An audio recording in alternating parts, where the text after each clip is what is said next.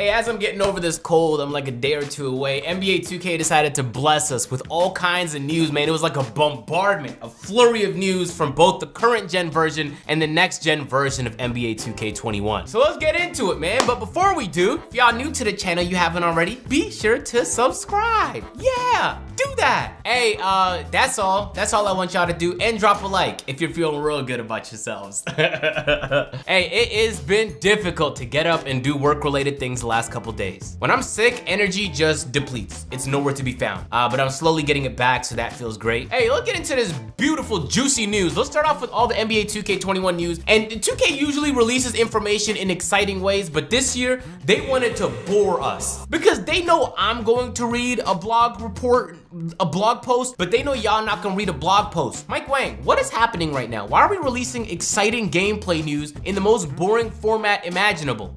Stop it. Anyway, it's time for me to break down everything that was said in this incredibly long blog post. First things first is there is a new shot meter. If you're wondering what the new shot meter looks like, well, it looks like this. Roll the clip. The few changes that were made to the shot meter, because you must be thinking the same thing I thought before I read the blog post, that's the same thing. It kind of is. Well, they changed the color of the shot meter so that it shows more depending on the court you're playing on. Sometimes it was hard to see the shot meter. They added this small little green arrow to help the casual people know exactly when to release the ball. But aside from that, yeah, it's basically the same shot meter. There was more changes made to the complexity in which you have to release the ball this year, because we know there's shot timing, there's shot aiming, but now there's a new factor 2K is looking to include in the next gen version of the game, and that's your shot arc.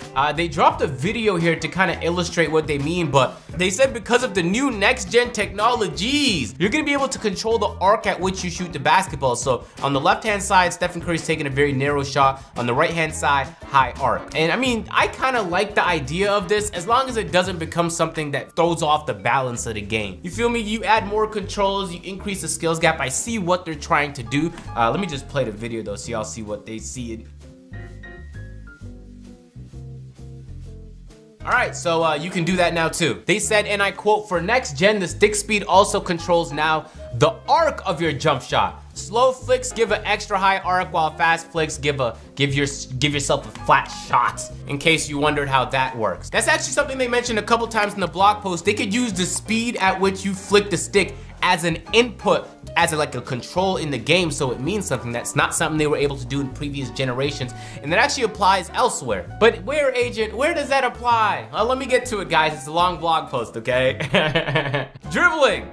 That's where it applies. Next gen has given us the opportunity to add an interesting feature to ball handling that we never had before. The ability to control the speed at which your size up moves based on how slowly or quickly you flick the pro stick. So if you're a dribble head, you're gonna wanna be clickety-clacking. You can be running through controllers one time a month. I know PlayStation and Xbox, they made this move strategically because they know their margins are in accessories that you buy. So the more controllers you buy, the more money they make. They don't make that much. They actually lose money when you buy consoles. So they need you to buy more controllers. They want you to run through them. It's quick, and you're gonna run through them quick dribbling in NBA 2K21 next gen, all right? It is kind of cool outside of playing around that you can now use that as an input. That's dope. So you can kind of move slow on your size up and then explode this way. In theory, that's dope. I want to see how it plays in practice though.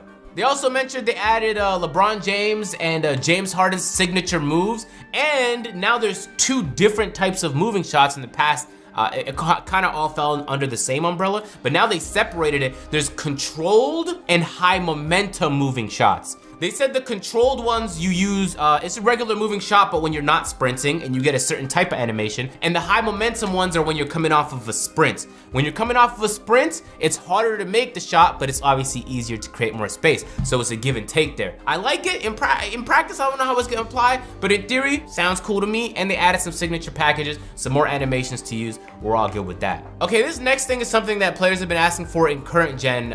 For whatever reason, it's continued to get worse, but Mike Wang clarified on Twitter. He said this applies to today's current gen patch also. So if you want to unequip park handles completely, keep tight handles at gold or lower. And he linked to the bit in the patch notes where it illustrates as such. Park handles is still L3, but you can now remove it by just not having Hall of Fame tight handles, I guess. Interesting fix. I feel like it would have been just better to just turn it off as a whole, like a toggle for the people who don't want it, but I guess this is the way they decided to go. That's something that Badge Plug brought up in the replies. He said to Mike Wang, "Mike, please make sure if next gen has park handles, there is an on-off setting in the animations, just like for park layups and dunks." Things got pretty more interesting because apparently 2K released some stuff that they weren't supposed to release in the video trailer that dropped a couple days ago. I actually dropped a video reacting to it on my second channel, so if you missed it, subscribe to my second channel. I keep trying to tell y'all, man. Ronnie2K said this on Twitter: "So much for hiding James Harden, as the video was planned a day later in the first of 3 courtside reports,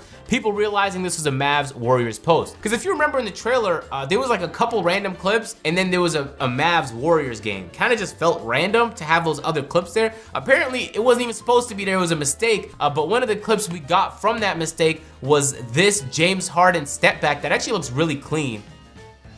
And then he pulls up for the shot. All of that looks juicy and clean to me personally. But we got even more information just based off of this tweet, because that means that this blog post we got was one of 3. And at the very bottom of the blog post, if we scroll all the way down, Mike Wang says, "That about covers it for this week, but don't worry, we're just getting started. Stay tuned for the next courtside report where we'll talk about the great tech that we built for 2K21 next gen gameplay." So this is part 1 of 3, I guess, a series they're doing to kind of release information. I'm curious why they're deciding to do it in the form of blog posts. They know people aren't gonna read, but let's continue because there's more stuff that was mentioned in the blog post, some changes made to the next gen version of the game. Okay, so this part really interested me because they tried this in the past with 2K17 and they found it to be incredibly overpowered and they took it away, and it's 3-point line recognition. They say in the past you'd either slide back for the 3-point shot, which looked pretty bad, or step on the line for a long 2, but now we adjust your feet placement in real time when you're near the line to ensure that no longer happens. If you guys remember in 2K17, they this happened across the board, but especially in the corners where they had this cute little stutter step animation, so you wouldn't get long 2s. Like, it was actually hard to get long 2s in the corner on 2K17 because the animation would always pull you straight into the corner, which is kind of what you wanted anyway. Nobody really wants that long 2. But that animation was so strong that it would trigger when you're at the hash, and I guess 2K thought it was too overpowered. They removed it from the game a few patches in, and this seems to be the first time since 2K17 that they're trying to reintroduce some point of 3-point line recognition,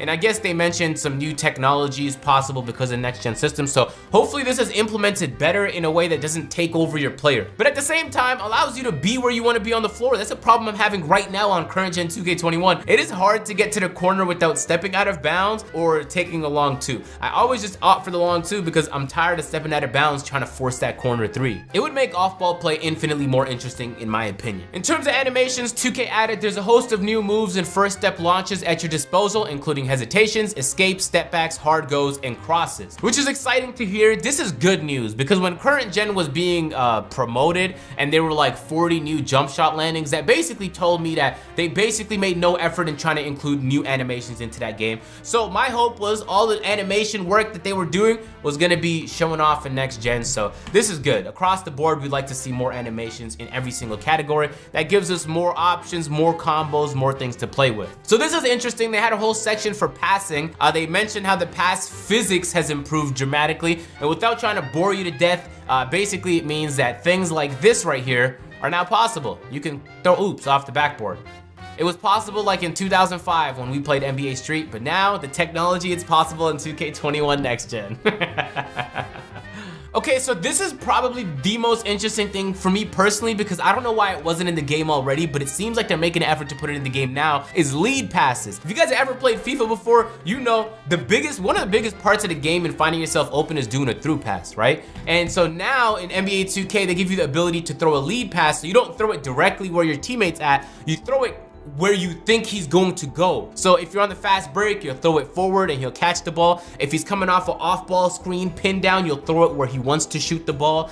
And so ideally, it's just a more fluid way to play basketball. This is what they say in the notes. They say in the blog post, holding the lead pass button works like the regular pass button now, allowing you to target further away receivers for a skip pass lead to the basket, perfect for long outlet passes to finish the break. It's about time a feature like that was introduced to 2K. They most definitely did not need to wait till next gen to make that happen, but hey, I'm happy it's here now. They had a whole section for layup timing, and it was a lot of what we kind of seen in current gen NBA 2K21. Our engineers spent a lot of time improving layup selection to detect defensive threats and smartly choose the most open spot to lay the ball up. So that means when you're open on the right-hand side of the basket, your player's not gonna do a reverse and try and go on the contested left-hand side of the basket. And they also said that that means the AI are gonna start taking better attempts too when they're attacking the rim. So that means when you're playing the AI on my career or on my team for whatever challenge, you have to be a little bit smarter with the way you play paint defense. They mentioned bank shots are in the game now, and they brought it up as like this new thing. Bank shots have always been in the game. It's something that they recently removed, but if you click towards the basket, that's always been a bank shot on 2K. So I refuse to believe that this is something new. It's interesting though how they're trying to create inputs for everything, give us full control over the way that we attack the basket, the way that we shoot the ball. Now you could aim the arc of your shot, bro. You could aim the actual shot, and then you could also just time your shot. And if you do all three of those beautifully, boom, it's banging. I like that. And I feel like it's gonna make the game a lot more challenging to balance, but in practice, I'll wait, but in theory, that gets me excited. So, I mean, as a person who's gonna read this regardless, it got me excited about next gen personally. I'm excited to see what the other 2 out of 3 is, and if they come with their own trailer. I'm curious why they're releasing the information this way, because I feel like it's not the most palatable. Most people are just gonna wait to watch a video like this or to go on Twitter and see what people clip and post. Because that's kind of what happened. The first I heard about the shot meter was from Toasted's post saying what the shot meter looks like on next gen. So most people aren't even gonna bother to pay attention to that whole post. But that's for the next gen version. They also just released a new patch on the current gen version of the game, and there's some changes made there. Quick little intermission to ask you guys to subscribe to the channel. You know what I'm saying? You don't have to though, you feel me, if you don't want to. But why wouldn't you want to though? Okay, so patch update 3 is live, Halloween themed neighborhood. So now there's some, well, it's self-explanatory. There's some gameplay adjustments they boast about and improvements across every game mode. Oh, you're spoiling us today, 2K. That's highly likely to be capped, but let's keep moving forward. In the actual patch notes, let me summarize them for you because of course you don't like to read. Well, the Halloween has come to the 2K beach. So there's that. And more importantly, especially for the people that plan on playing more of the current gen version of the game, preparations for the new 2K beach events coming later in October and November. So they're gonna have a steady dose of events even when the next gen game comes out. It's expected, but it's good they're not gonna just abandon the game when the next gen one comes out. That's good. In terms of gameplay, they made some changes to the way you set screens so it's more realistic. Interestingly enough, in the notes, they say they tried to change shot aiming system to prevent the modded controller abuse, but people tried it, and apparently you can still do the modded controller in the game, so that has not been patched even though it's in the patch notes. I have no idea why it's in here.